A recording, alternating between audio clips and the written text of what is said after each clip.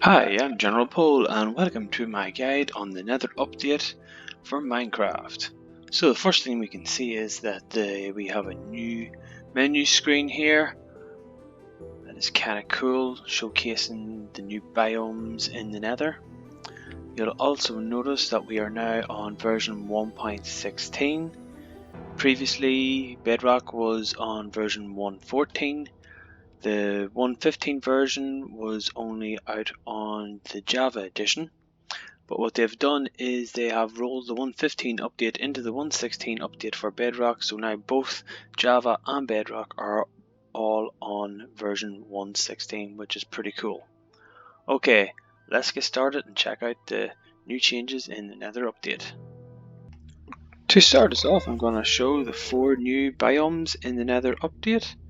This is the first of them, and it is the basalt deltas. This is my favorite biome as it gives a real feeling of being in Mordor. It is made up of basalt and Blackstone and has this cool ash effect floating around. It is a dangerous enough biome to be operating in as there are lots of magma cubes spawning all around it. This here is the new Crimson Forest biome. It's kind of cool, I think. You can see all these giant crimson fungi around. These are basically the new trees in the Nether. In this biome you will get piglins and hoglins spawning in, as well as zombified piglins. So this makes it a dangerous enough biome to navigate around. You'll also find these here weeping vines as well growing, which can be harvested by punching and can be climbed up and down upon.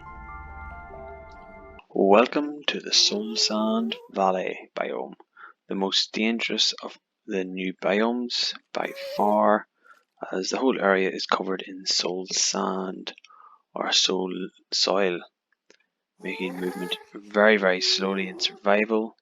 Not only that, but it is inhabited with skeletons who can hit you from range, as you well know, and you also will get ghasts and endermen, making this region very dangerous.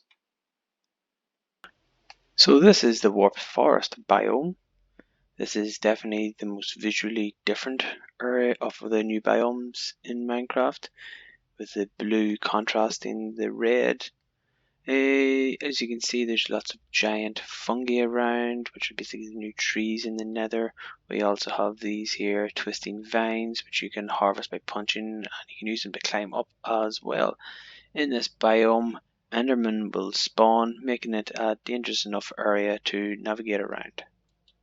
And so that was all the new Nether biomes, and so that just leaves us with the old biome, which is now referred to as the Nether Wastes.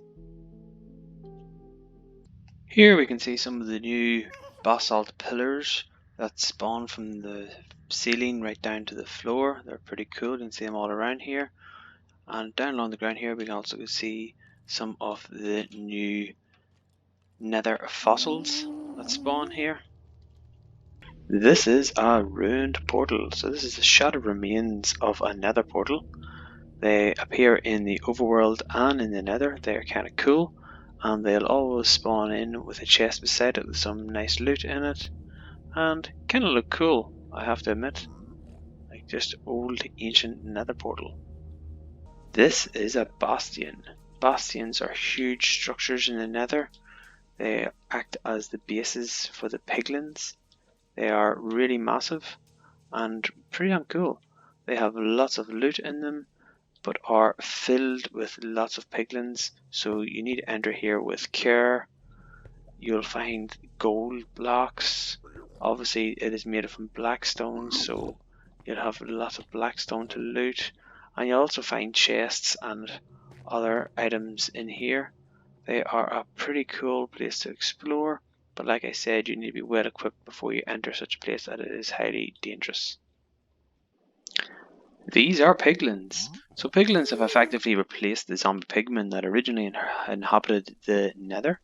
So these guys spawn in the Crimson Forests and the Nether Waste biome, and you'll also find them in the Bastian Remnants. They are a hostile mob and will attack the player on sight. They are generally equipped with golden swords and crossbows. Speaking of gold, if you have golden armor on or have a gold bar or a gold sword equipped, these guys will not attack you. They love gold. They also will barter with you. If you throw them some gold, they will drop some items, which is also kind of cool. And speaking of gold as well, do not mine gold in front of these guys. It will really upset them. And the same with chests. Don't open chests in front of these guys. It really angers them also. What they do fear though is soul fire. So if you have a soul fire torch, it will scare them away, which is also quite useful. These are hoglins. So these are a hostile mob that spawn in the Crimson Forests. They attack the player on sight. They are very dangerous as they have a knockback attack, and they will drop raw pork chop when they are killed, and sometimes leather. There's a baby and an adult version of them, and you can breed them using crimson fungi. These guys are striders. Now they are cool because they can walk on lava. What also makes them very useful is that you can place saddles on them and ride them. To do so, once you get a saddle on, you will need a warped fungus on a stick, and then you can use that there to direct them around anywhere in the Nether. So these guys are effectively the new horses of the Nether. This here guy here is a zombified piglin.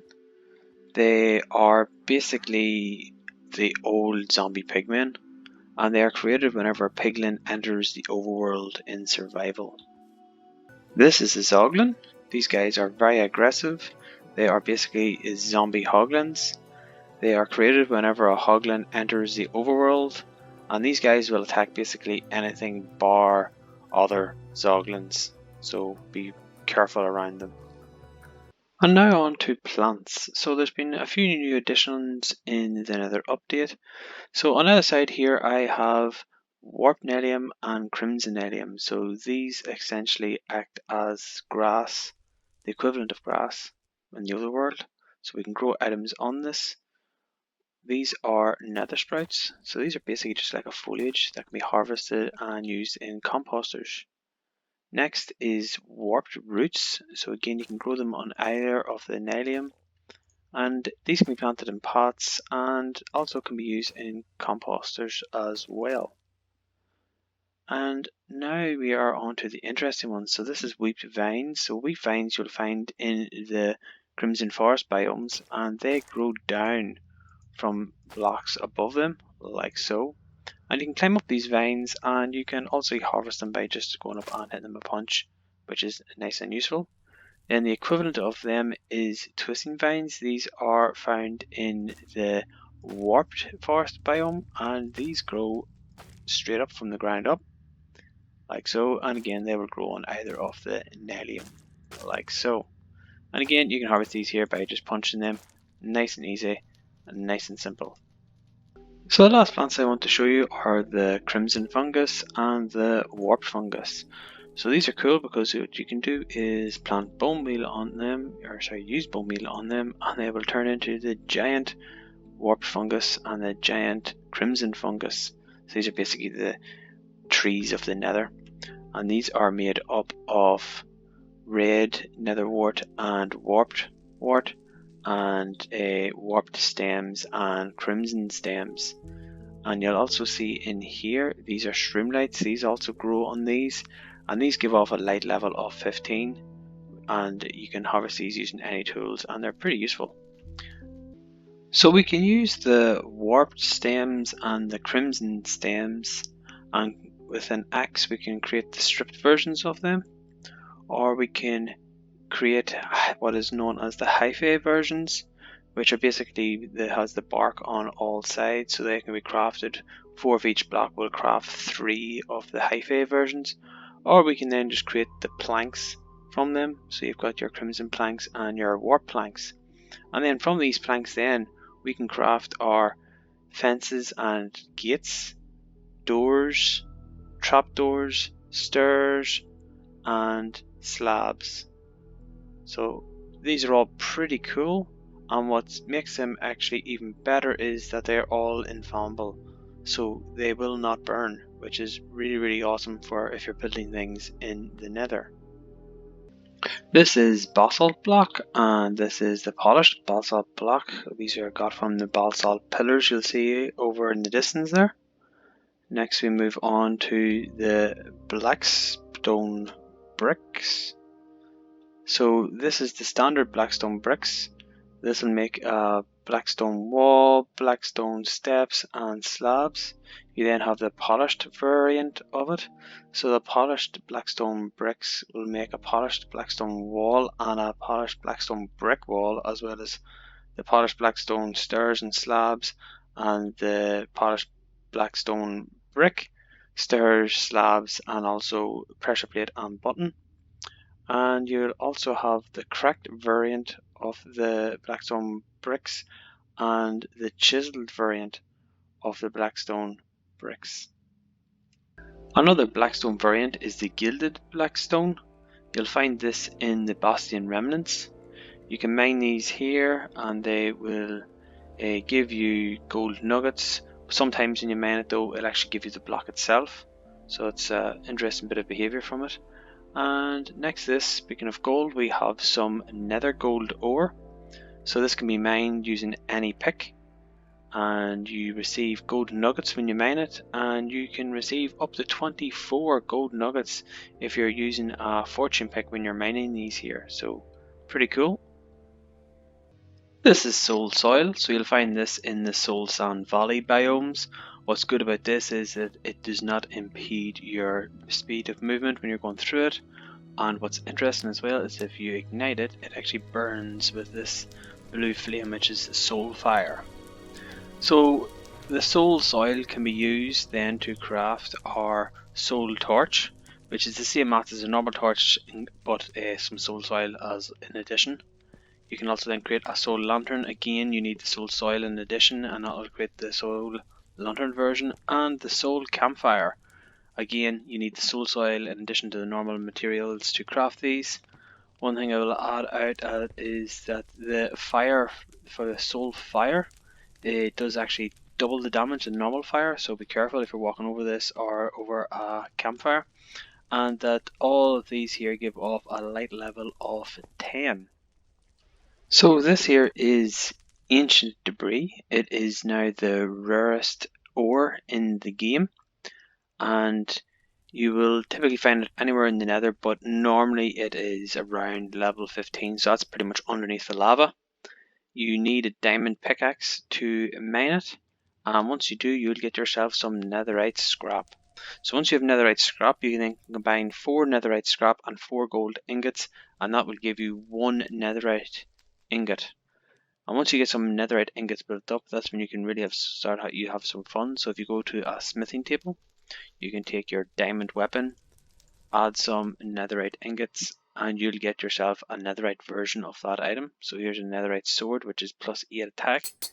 So it's an additional 1 attack on all the weapons. Same with your armor. You can get the netherite version of your armor, and this will also work for all your diamond tools as well. And what you also can do then is create a block of netherite. Now this stuff's pretty damn cool. It has the same blast resistance as obsidian, but you can move it with pistons. So that does make it pretty useful. And what's good about all the netherite stuff is that it cannot be destroyed in lava. So if you were to drop your sword into the lava, it will not be destroyed. It'll literally float on the lava, and therefore you can retrieve it. So that is netherite. It is pretty cool and is the new endgame gear in Minecraft. This is a respawn anchor. This is possibly one of the coolest additions to the Nether update. So this allows you to set your spawn point in the Nether. It is crafted using 6 crine obsidian and 3 glowstone. And to use it, you have to charge it using glowstone. So you use some glowstone on it, and you see the charge. So that's 1 charge, 2, 3, 4. So a maximum of 4 charges. So this will respawn me up to 4 times. Obviously, you can recharge it. You just need to remember to do so. You can mine these using a diamond pickaxe or better. You can also charge them using a dispenser, which is kind of pretty cool. One thing to note though is not to use this in the overworld, as it will explode just as using a bed in the nether explodes. But yeah, all in all, a really cool addition to the nether update. Another interesting addition is the lodestone. So the lodestone is crafted using a netherite ingot and 8 chiseled stone bricks. If you use a compass on the lodestone, it links it to that lodestone, and so therefore the compass will always point towards that lodestone, which is really cool, useful for navigating around, especially in the nether, but this does actually work in the overworld as well. Another interesting addition is the target block. So target block is made from a hay bale and 4 redstone. What's cool about it is that if you hit it with a ranged weapon, it gives off a charge. You can see it lit up the lamp there. So that's kind of cool. Another new brick is the quartz bricks. A pretty nice building block. Next we have the chain, a long awaited item in Minecraft. Definitely would be useful for decorating big time. And we have a new banner which has the snout on it. So the last few new items I want to show you is the new music disc. So this is Lena Rain, Pig Step, good wee tune. Also want to show you the warped fungus on a stick. So this is basically crafted from a fission rod and some warped fungus, and is used when you want to guide the strider when you have put a saddle on them. So again, very useful. Then there's new enchants, soul speed 1, 2 and 3. So this enchant allows you to move quickly across a soul sand, which is very useful if you are in the soul sand valley biome. The only thing is when you are using it, it does cause durability damage. That's just one thing to note. So this brings us to the end of our Nether update guide. One additional thing I will note is that zero tick farms no longer work in 1.16. So if you have any zero tick farms, you'll find that they no longer work. You can check out my channel. I have an example of a non-zero tick farm for sugarcane, which is very useful. Speaking of that, check out my channel for more Minecraft guides and tutorials. If you like this video, please hit the like button, and if you'd like to see more videos like this, please subscribe, and I hope to see you again next time.